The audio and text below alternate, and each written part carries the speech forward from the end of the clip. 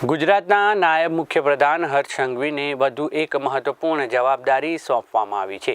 Bharatiya Janata party દ્વારા આવનારી રાજ્યસભાની ચૂંટણીને ધ્યાનમાં રાખી તેમને હરિયાણા રાજ્ય માટે નિરીક્ષક તરીકે નિયુક્ત કરવામાં આવ્યા છે।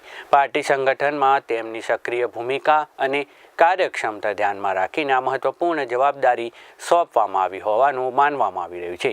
ભાજપના રાષ્ટ્રીય અધ્યક્ષ નીતિન નબીન દ્વારા આ નિમણૂકની સત્તાવાર જાહેરાત કરવામાં આવી છે।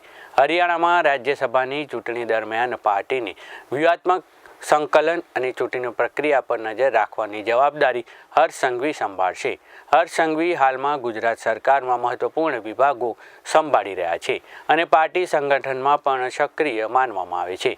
તેમને મળેલી આ નવી જવાબદારીને પાર્ટી તરફથી વિશ્વાસ અને વિશ્વસનીયતાનું પ્રતીક માનવામાં આવી રહ્યું છે। આ નિમણૂક સાથે હર્ષ સંઘવી હવે હરિયાણામાં ભાજપના ચૂંટણી વ્યવસ્થાપન અને નેતાઓ વચ્ચે સંકલન જાળવવામાં મહત્વપૂર્ણ ભૂમિકા ભજવશે। રાજકીય વર્તુળોમાં આ નિર્ણય મહત્વપૂર્ણ માનવામાં આવી રહ્યો છે અને ભાજપના સંગઠનાત્મક મજબૂતી માટે એક મહત્વપૂર્ણ પગલું પણ ગણવામાં આવી રહ્યું છે।